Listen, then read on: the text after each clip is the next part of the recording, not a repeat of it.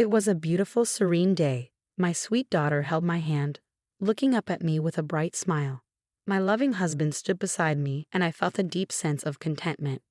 But that blissful moment was interrupted when I saw him. "Hey, long time no see," he sneered. It had been years since I'd seen Ian, my ex-husband.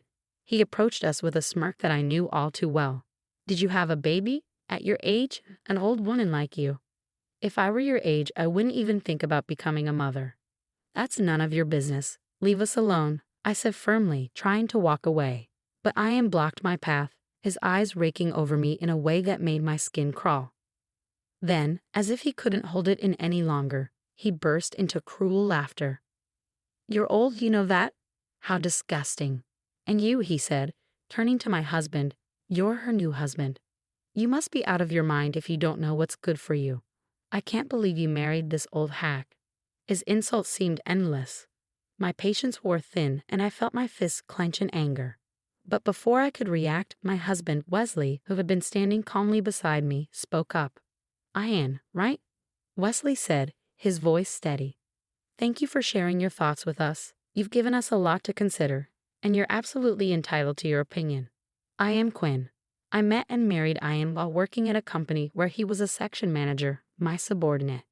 After we got married, I was eager to start a family, but at 34, I struggled to conceive, so I turned to infertility treatments. It was a long, challenging journey, but at 38, I finally became pregnant. The joy of knowing I would become a mother was overwhelming. It was my first pregnancy, and I was aware of the risks at my age. Still, I juggled work and preparing for the arrival of our child with determination and hope. I had countless worries, but the joy and happiness of finally carrying the child I had long dreamed of outweighed them all. I was filled with anticipation, believing I would create a happy family with my child and Ian.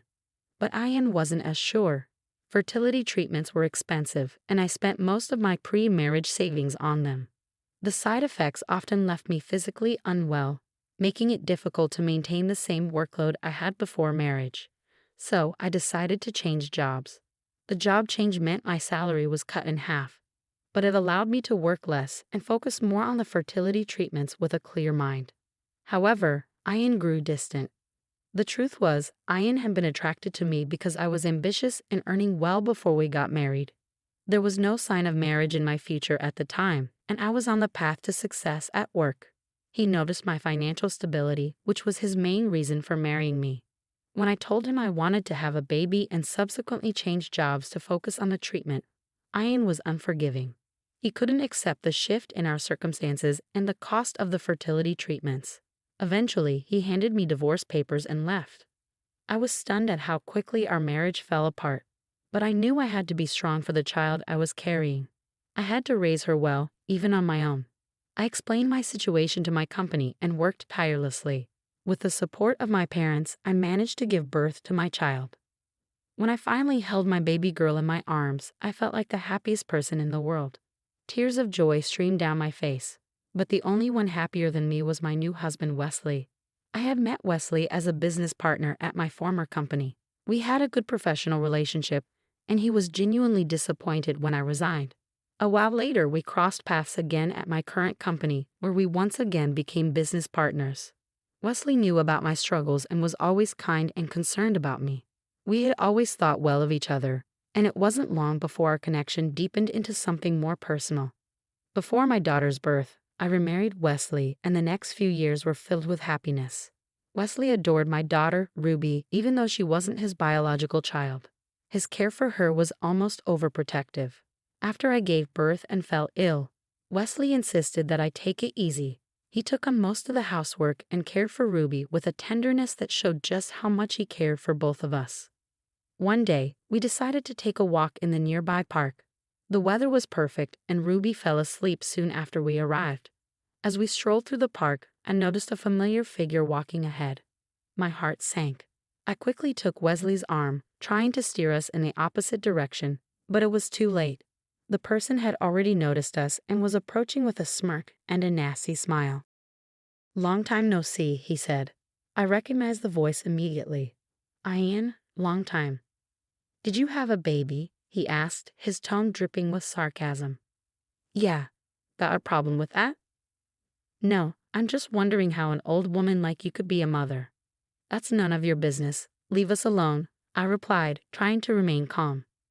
But Ian blocked my way, his gaze sweeping over me with a look of contempt. Then, as if unable to hold back, he burst into cruel laughter. You're too old to be a mother. It's disgusting. His words seemed endless, and when he glanced into the stroller, his sneer deepened. Your kid, she's ugly just like you. Don't you dare say another word, I warned, my voice trembling with anger. I could tolerate insults directed at me, but when someone mocked my child, it was too much to bear. Ian narrowed his eyes in amusement as I took a step forward. Before I could say anything, he quickly shifted his gaze to the side, locking eyes with Wesley, who stood right beside me. I can't believe anyone would marry this old hag, Ian sneered, and she's got a kid with someone else too. Really, stop it, I snapped. It's got nothing to do with you.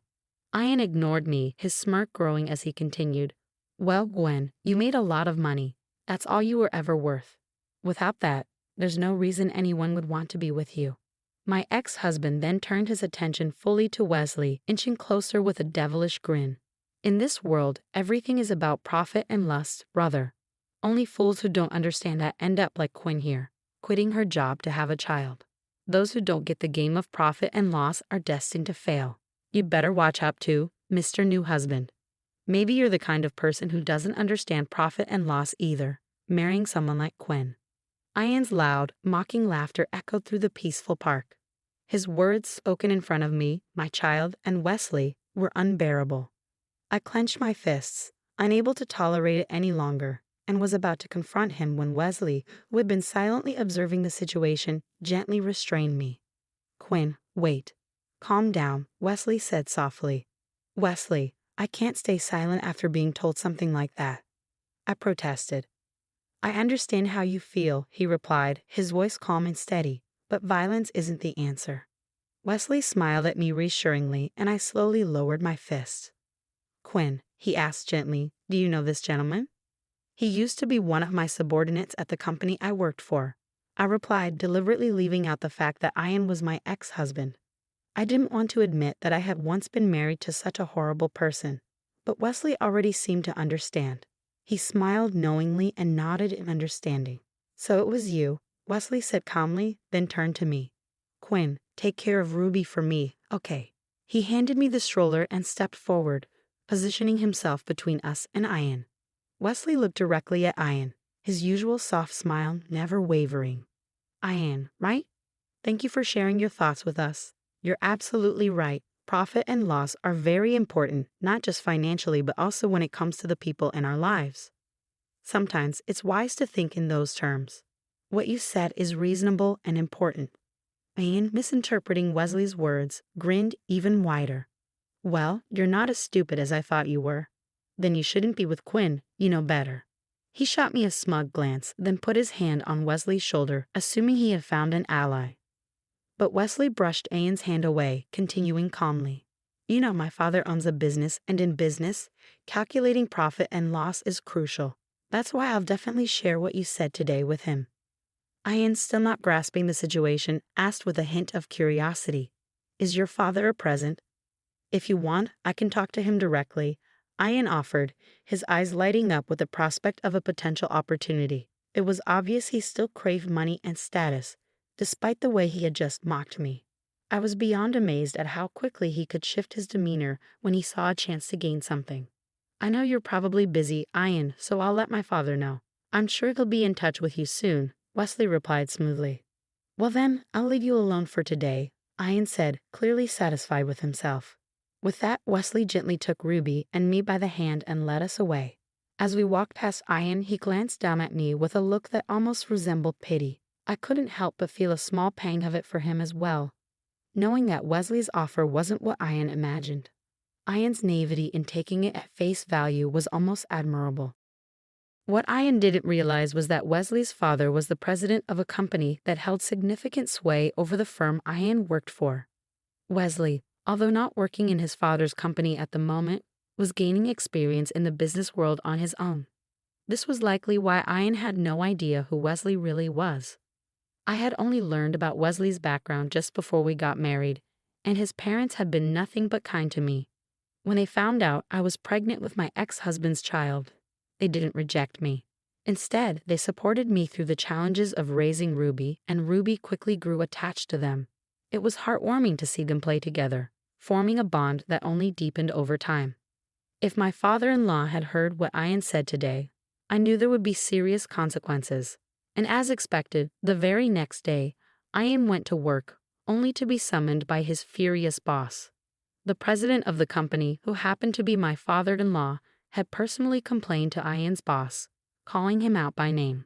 My father-in-law, well aware of the circumstances surrounding our divorce, was outraged. He wasted no time in making a phone call to Ian's superior, emphasizing Ian's poor attitude and the importance of properly educating employees. Ian had no idea what was coming, and it was clear he had underestimated the situation entirely. My son told me that one of your employees lectured him about the importance of profit and loss. You should carefully consider how much profit or loss you might incur from one person's mistake, my father-in-law had said to Ian's boss. When Ian's boss confronted him, Ian finally realized the gravity of the situation and decided to call me. "Hello, Quinn. I'm sorry," came Ian's voice over the phone. I was taken aback by the unexpected apology. I knew he might reach out eventually, but I hadn't expected it to happen so soon. The urgency in his voice was clear as he continued to apologize repeatedly. "I'm really sorry. Please forgive me," he pleaded. "Forgive you?" I thought to myself. "After you mocked us like that? What's wrong?" I asked, a hint of sarcasm in my tone. "Did you hear from my father-in-law?" I could hear him choke on the other end, clearly unsettled. "Yes, he gave me your kind advice. I'm really sorry." "I apologize," Ian stammered. "I'd like to apologize to your current husband and the president in person." "Did your boss tell you to do this?" I asked, seeing right through his sudden remorse. "Yes," he admitted, sounding desperate. "I was told not to return to the company until I apologize in person and get your forgiveness. Please help me. We were married once." His voice trailed off, filled with desperation. "Please, Quinn." "Quit it." I cut him off, my voice firm. "You've only ever seen me as someone who earns good money, haven't you? Now you're getting carried away, trying to crawl back when things go wrong. You were the one who said it's all about profit and loss, right? Well, for me, it's a loss to keep you anywhere near my husband and father-in-law. Talking to someone who made fun of my daughter and my husband, it's nothing but a waste of time for me." I paused, letting the words sink in. "So, if you understand, don't call me again." No, Ian's voice grew more desperate. But I hung up before he could finish. He had said countless horrible things to me over the years, and while I might not have said everything I wanted to, at least now, I felt a small sense of satisfaction. I could only imagine the panic Ian must be feeling at this moment. Not long after, rumors about Ian's behavior began to spread throughout the industry. He had always had a tendency to look down on others, and his reputation had never been good. When we worked together, I often found myself cleaning up his messes. But after I left, there was no one to cover for him anymore, and frustrations with Ian began to build both within his company and outside it. Then this incident happened. Ian's boss was furious with him. My father-in-law's company was one of their biggest clients. In the end, Ian couldn't stay at the company and ended up quitting. Now he was struggling to find a new job. One day, I received a long email from Ian, begging me to help him find work. In one part of the email, he even wrote, "I know I said some terrible things, but I really love you, Quinn." How disgusting.